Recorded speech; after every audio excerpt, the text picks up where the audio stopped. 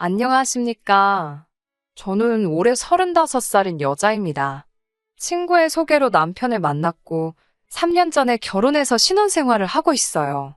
남편은 저보다 4살 어린 연하남입니다. 연하남이라고 해서 제가 정신이 빠져서 남편감을 잘못 고른 탓이라고 하실 분들도 계시겠지만 사실은 그렇지 않습니다.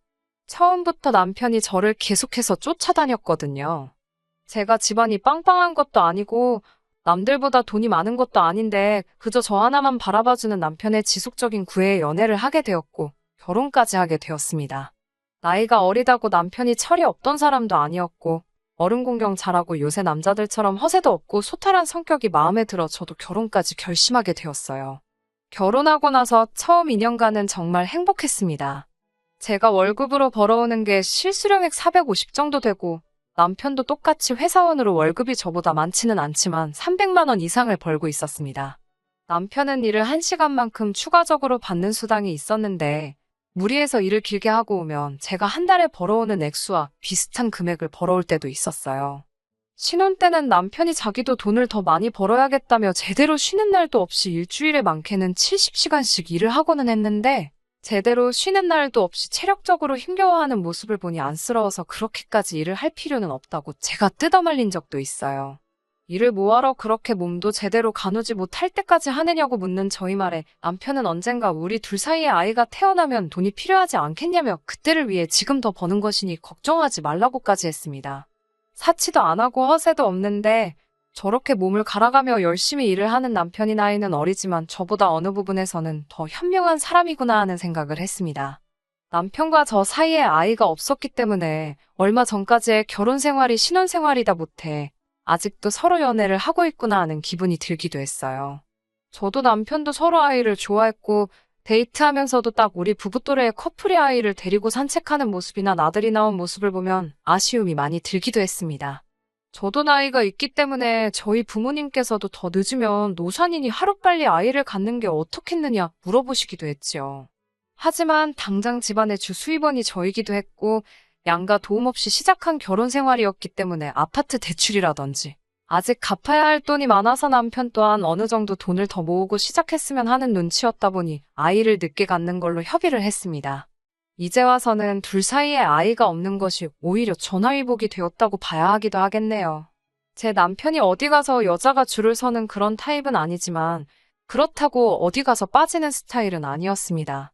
연애하기 전에 남편이 제가 좋다고 따라다닐 때부터 저보다 4살이나 어린 사람이 나이 많은 여자가 뭐가 좋다고 따라다니는 건지 솔직히 이해하기 힘들었었어요. 말씀드렸다시피 재벌이가 평균에 비해 나쁜 편이 아닌 건 알고 있지만 그렇다고 남편도 일이 조금 힘들 뿐이지 벌이가 또래에 비해 결코 적은 편은 아니었거든요. 나를 돈 때문에 만나는 것도 아닐 텐데 그래서 연애하면서도 남편한테 또래의 여자나 더 어린 여자들을 만날 수 있을 텐데 왜 나를 만나냐고 물어본 적도 있어요. 좋아하는데 이유가 있냐며 자기 일 열심히 하고 그런 모습이 좋아서 그러는 거라고 대답을 해줬고 정말 제 남편이 그럴 사람이라고는 생각해 본 적도 없습니다.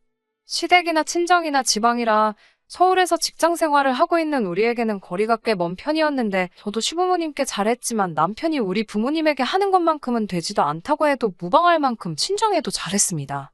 시댁에서 돼지고기를 먹으면 친정에서는 소고기를 먹는 식으로 보여주기식이 아니라 마음에서 우러나와 하는 거라는 생각이 들 정도로 말이에요. 한 번은 샤인머스켓을 사다 드린 적이 있는데 저희 어머니께서 포도가 참 달다고 하시니 저 몰래 인터넷으로 주문해서 일주일에 한 송이씩은 무조건 배달이 되도록 해놓을 정도였습니다. 저희 어머니도 나중에 한 송이에 얼마인지 가격을 알고 나서부터 그만 사보내도 된다고 하셨는데도 한동안은 계속 배달을 시켰고요. 연하남이라 철딱서니가 없을 줄 알았지만 결혼 후에 보여준 이런 행동들 덕분에 저는 제가 결혼을 잘했다고까지 생각을 했어요. 저라고 자존감이 낮아서 제 외모가 별로고 대단한 남자 얻었다고 생각한 적 한 번도 없습니다. 제 입으로 말하기는 뭐하지만 대학교 다닐 때는 학교 홍보 모델 사진도 찍은 적이 있고 어디 가서 빠진 적 없어요. 지금이야 30대 중반의 평범한 회사원이지만 그래도 틈틈이 운동도 하고 관리도 받으면서 꾸준히 저를 가꿔온 사람입니다. 거기에 제법 다니는 회사도 괜찮은 편이기 때문에 남편에게 매달리거나 의존한 적은 한 번도 없어요. 남편을 만나기 전까지는 저도 제 커리어에 집중을 하느라 취직 이후로는 그렇게 연애를 많이 해본 적은 없는 편입니다. 그래서 제 일을 시작하고부터는 남편이 처음 만난 남자이기는 해요.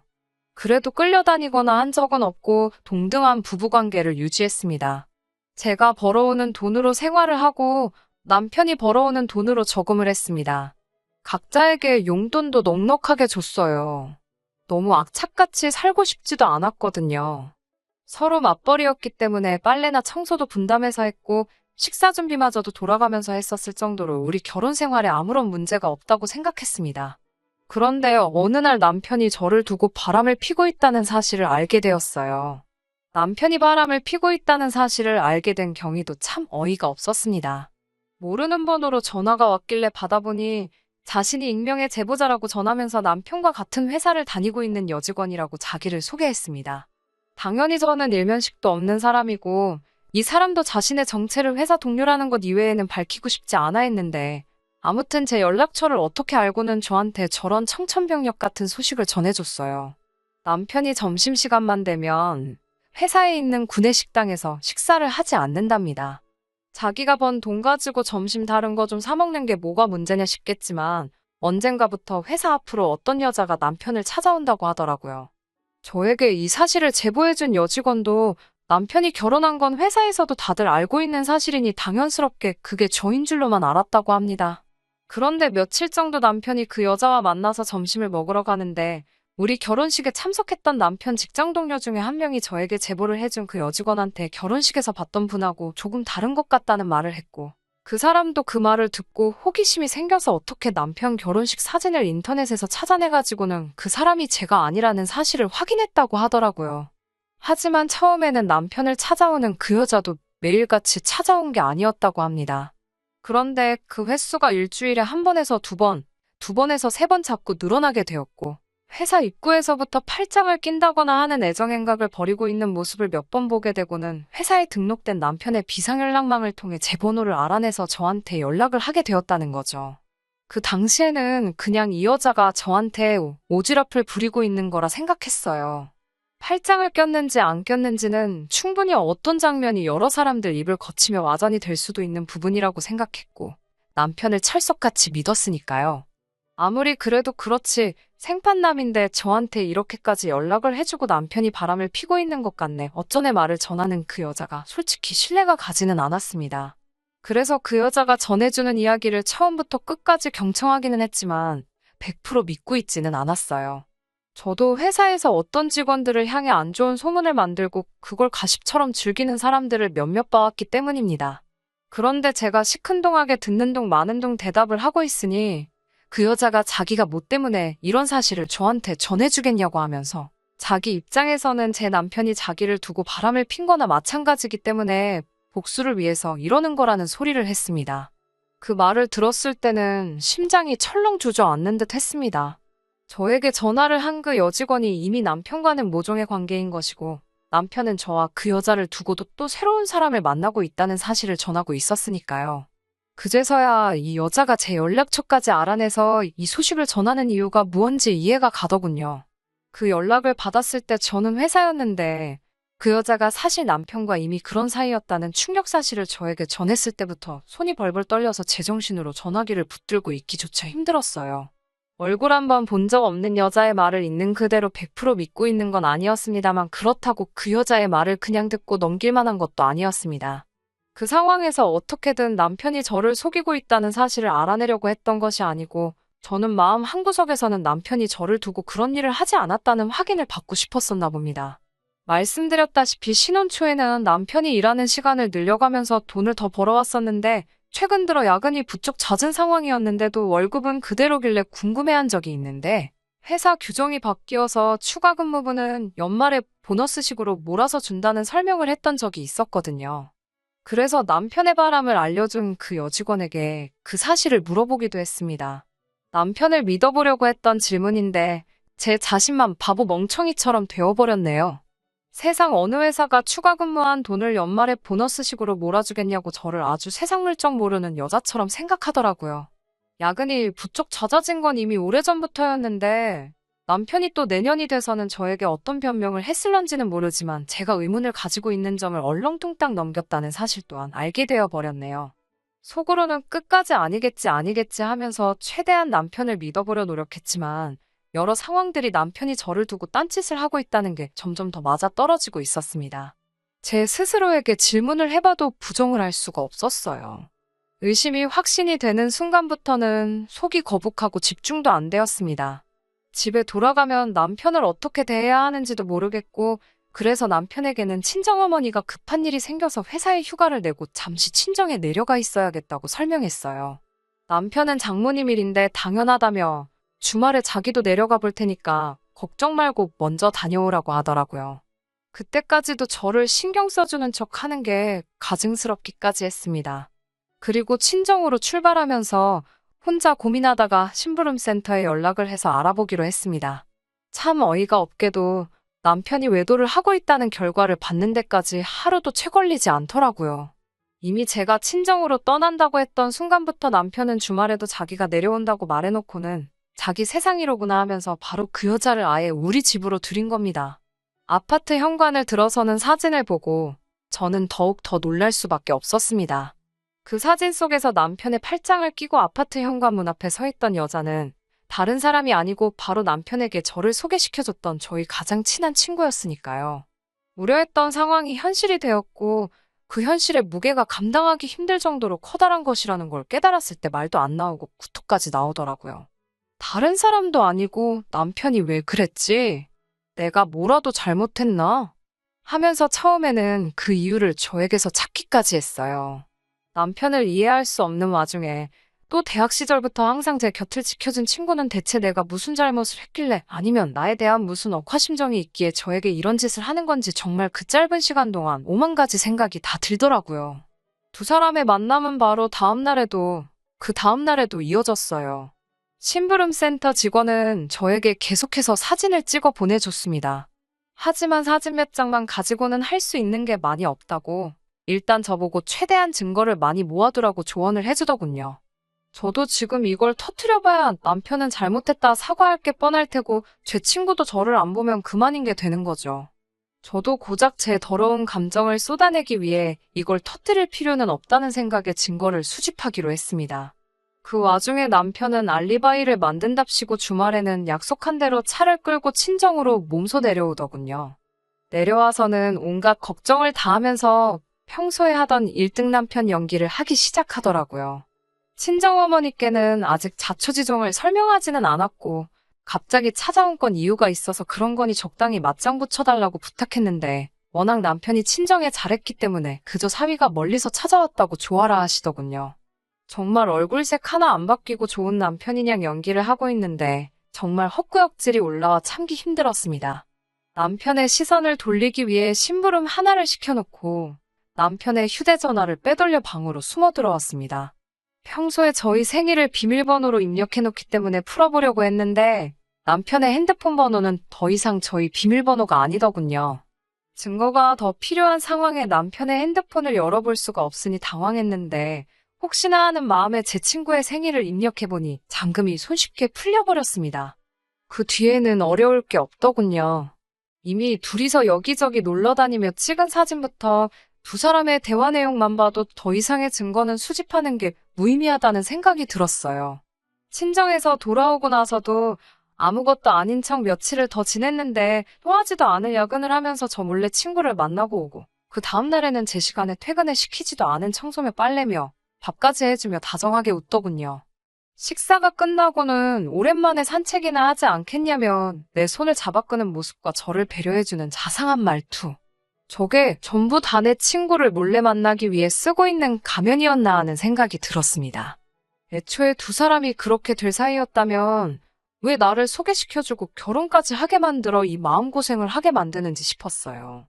그 생각에 저도 모르게 눈물이 흘렀는데 남편이 갑자기 우는 제 모습을 보고 깜짝 놀라면서 왜 우냐고 물어보더군요. 여태까지 참아왔는데 순간의 감정 때문에 남편에게 모든 사실을 알고 있다는 걸 터뜨릴 수는 없어서 그냥 갑자기 그런다고 대충 둘러대고 넘어갔습니다.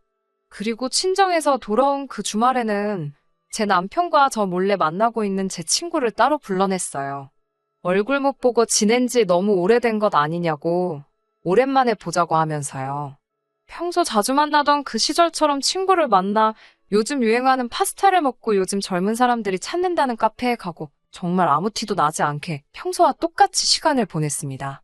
친구도 제가 뜬금없이 만나자고 해서 불안해하는 게 티가 났는데 정말 아무것도 모르는 듯 태연하게 행동하는 저희 모습에 친구도 안심을 했는지 얼마 뒤부터는 저를 평소 대하듯이 대하더군요. 어느 정도 시간이 지난 뒤부터는 친구도 더 이상 의심할 게 없다고 생각했는지 뻔뻔하게도 남편은 잘 지내냐고 안부를 묻더군요. 결혼식 끝나고 집들이 한 이후로는 한 번도 본 적이 없다면서 정말 입에 침도 바르지 않고 거짓말을 하는데 그 자리에서 들고 있던 포크로 이마를 찍어버릴 뻔 한글 속으로 꾹 참았습니다. 아무 일도 없는 척 연기를 하니 저도 힘들어져 잠깐 지쳐 있었는데 친구가 제 눈치를 보더니 무슨 일이 있느냐 걱정을 해주면서 일도 좋지만 건강도 챙기면서 하는 게 좋다고 말을 하는데 그 와중에도 저를 걱정해주는 척을 하고 있는 가증스러운 모습 때문에 웃음도 나오지 않더라고요. 남편을 제게 소개해준 친구에게 빼앗기고 저는 그 사실을 전부 다 알고 있음에도 불구하고 아무것도 모르는 척 연기를 하고 있어야 한다는 현실이 너무 힘들었네요. 그 덕에 마음고생을 해서 그런지 몇 달 안 되는 시간 동안이었는데도 살이 10kg 가까이 빠지고 피부도 많이 푸석해졌어요. 더 이상 확보할 증거도 없었고 그때쯤 저도 마음 정리하고 확실하게 이혼을 결정했던 것 같아요. 아는 변호사에게 제가 모아놓은 증거들을 보여주고 남편, 그리고 제 친구까지 2명 다 처벌하기로 했어요. 친구에게는 위자료를 청구하고 남편은 재산분할 없이 이혼하고 위자료까지 청구하는 걸로요. 둘이 아파트 현관 앞에 팔짱 끼고 있는 사진부터 추가로 야근한다고 한 날 회사 근처에서 만나 숙박업소 들락거리는 사진에 협조를 부탁해서 카메라 파일까지 전부 확보해둔 상태였으니 이 정도면 충분하다고 하더군요. 그런데 한 가지가 마음에 안 들기 시작했어요. 위자료를 청구해봐야 그렇게 큰 금액도 아니더라고요. 제 인생을 나락으로 떨어뜨린 것 치고는 그 죗값이 너무 싸게 먹히는 게 아닌가 하는 생각이 들었습니다. 제가 돈을 못 벌어서 돈이 아쉬운 상황도 아니고 이혼으로 한몫 챙기려는 게 아니라 그 짐승만도 못한 인간들에게 그들이 지은 잘못에 합당한 벌을 내려주고 싶었거든요. 그래서 이혼 서류는 일단 숨겨두고 있었습니다. 그리고 일주일 동안 남편이 외출을 못하게 감시하고 야근한다고 하면 회사에 전화까지 하는 등 남편이 친구를 만나지 못하게 길을 최대한 막아버렸어요. 처음에는 괜찮은 척 하더니 저의 방해 공작이 일주일이나 지속되니 남편도 몸이 다른 건지 사소한 거에도 짜증을 팍팍 내더라고요. 그러더니 연애하는 동안부터 결혼 후까지 단 한 번도 다녀와 본 적 없는 출장을 운운하면서 이번에 처음으로 회사에서 자기를 출장을 보내주게 되었다고 자기한테는 좋은 기회라며 저에게 털어놓더라고요. 그 길로 저에게 남편의 외도 사실을 알려준 회사 여직원에게 전화를 걸었더니 남편은 출장을 가는 게 아니라 휴가를 낸 거라고 알아봐 주더라고요. 그 휴가를 낸 목적은 안 봐도 뻔했죠. 처음에는 출장 이야기에 내키지 않는 듯 반응했지만 남편의 꿍꿍이를 알게 된 뒤에 제가 손수 가방도 챙겨놓고 하니 남편도 아주 발이 가벼워져서 춤을 추듯 집 밖을 나서더라고요. 남편 핸드폰에는 어디로 향하고 있는지 추적할 수 있게 앱을 설치를 해뒀어요. 거기에 혹시 몰라서 심부름센터를 불러서 남편이 향하는 곳이 어디인지 따라붙어 달라고도 부탁을 했습니다. 남편은 바닷가에 위치해 바다가 보이는 펜션을 하나 잡았더라고요. 당연히 가는 길에 제 친구도 태워서 갔다고 하고요. 저랑 결혼 후에는 일에 집중하고 싶다며 휴가도 적당한 데 가지 않고 친정과 시댁을 오가면서 보냈는데 제 친구하고는 저런 곳까지 갈 정성이 있었다는 게 참 기분이 나빴습니다.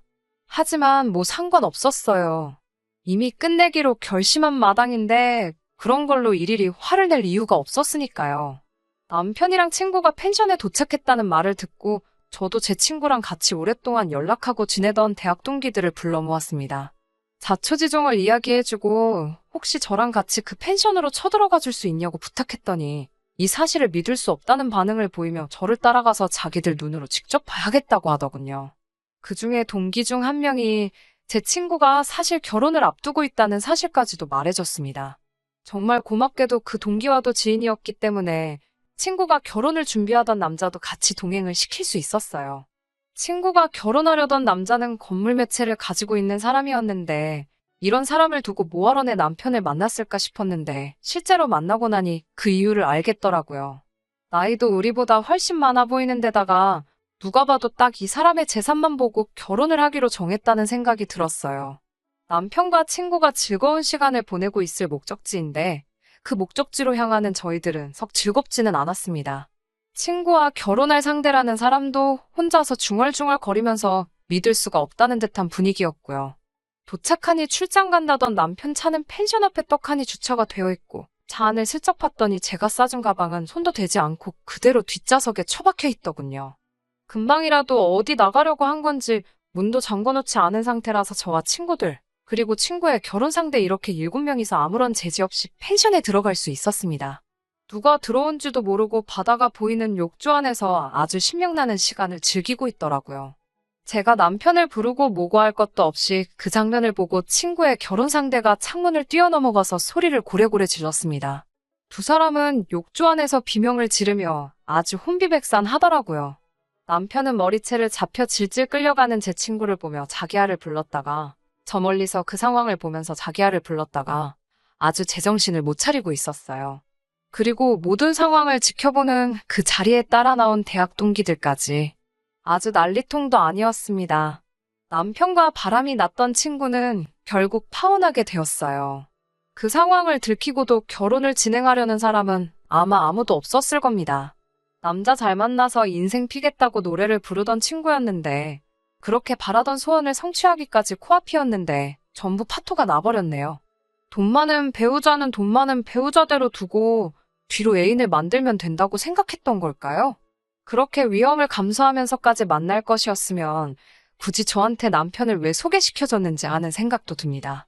거기에다가 친구의 남편과 바람이 나서 머리채 잡혀 끌려나가는 걸 다른 사람들도 아니고 매일같이 붙어 지내던 대학 동기 친구들한테 들켜버렸으니 정신이 있다면 그 친구들 앞에서는 더 이상 얼굴도 못 들고 다닐 거예요.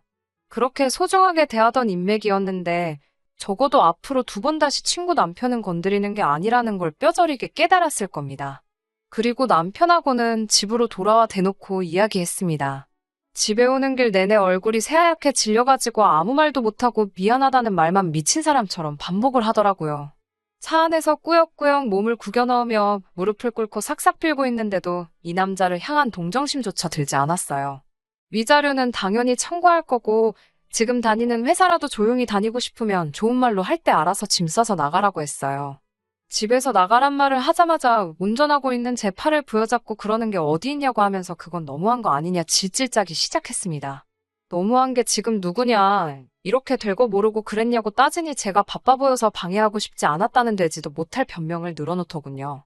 그래서 그 길로 차를 돌려서 시댁으로 향했습니다.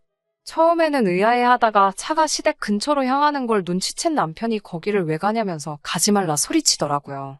차에서 뛰어내릴 용기는 없던 건지 결국 제가 차를 몰아 시댁에 도착할 때까지 그러지 말란 소리만 하고 꼼짝도 못하고 따라왔습니다.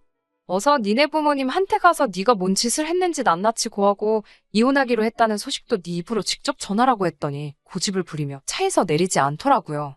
그래서 저 혼자 내려가지고는 그러면 너네 부모님을 직접 모셔올 테니 밖에서 하라고 한마디 쏘아붙이고 시댁 방향으로 몸을 옮기니 그제서야 차 밖으로 손살같이 기어나와서는 제 발목을 붙잡고 용서해달라 늘어지더군요.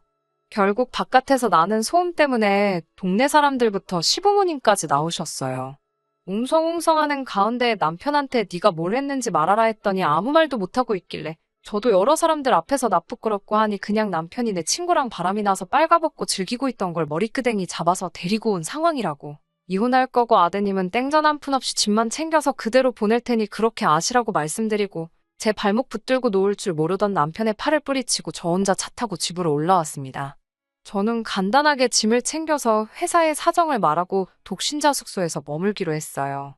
집을 남편에게 양보한 건 아니고 이혼 마무리될 때까지 마주치지 않으려고 그랬습니다. 이혼하는 과정에서 또 지저분한 일이 있기는 했지만 결국 위자료 청구와 재산 분할도 제가 원하던 대로 진행이 되었고 큰 탈 없이 이혼하게 되었습니다. 뿌린 대로 거둔다고 얼마 전에 듣자 하니 남편은 저한테 외도 소식을 전해준 여직원분이 또 한 번 회사 내에서 응징을 해줬더군요. 이혼하고 나서도 회사에는 비밀로 하고 숨죽여 지냈던 것 같은데 그 여자가 아주 큰맘 먹고 자기도 피해를 볼 작정으로 남편에 대한 모든 사실을 회사에 알렸더군요. 그 여직원도 남편도 결국 회사 내에 남아있을 만한 상황이 되지 않았고 특히 남편의 경우는 외부에 이 사실이 새어나가면 회사 이미지에 좋을 것도 없으니 권고사직을 당하게 되었답니다. 그리고 동기들로부터 친구의 소식도 전해 듣게 되었어요. 친구 또한 결혼할 남자가 사실은 친구가 다니는 회사의 고객 중에 한 명이었다고 합니다. 처음부터 돈 때문에 접근한 것도 맞지만 결혼을 앞두고 바람을 핑계 걸려버렸고 그 결혼할 남자분이 친구 회사에서 입김 좀 쓰는 큰손이었던지라 친구도 회사에서 버티고 있을 수가 없었나 봐요. 남편처럼 권고사직을 당한 건 아니지만 지금은 지방으로 발령이 나서 아는 사람 한 명 없는 오지에서 월세 생활을 하고 있다고 하네요. 원래 학교 다닐 때부터 저보다 잘 나가던 친구였으니 알아서 그 오지에서라도 돈 많은 남자 물어서 잘 살았으면 좋겠네요. 이혼이 끝나고 남편과 함께 살던 집에 돌아오니 그 수많은 사건들이 있었어도 집은 그대로더라고요. 물론 남편의 짐이 빠져서 조금 횡해지긴 했지만 말이에요. 그래도 한참을 사랑했고 함께한 사람인데 그 빈자리가 느껴지지 않을 정도로 배신감이 크네요. 차라리 아이를 늦게 갖기로 한 것이 참 잘한 일 같아요. 아이가 있었으면 아이 때문에라도 이 모든 사건들을 가슴에 묻었을 수도 있으니까요. 다시 결혼을 할 생각은 없지만 그래도 다음에 만날 사람은 적어도 저를 배신하지 않을 만한 사람을 찾아봐야겠네요. 한동안 혼자겠지만 인생 종 쳐버린 남편이나 제 친구처럼 불쌍하게 살지 않고 보기 좋게 떵떵거리며 살 수 있게 노력해야겠습니다. 끝까지 들어주셔서 감사합니다. 오늘의 사연은 여기까지입니다. 구독과 좋아요, 알람 설정 부탁드리고 더 좋은 사연으로 다시 찾아뵙겠습니다. 감사합니다.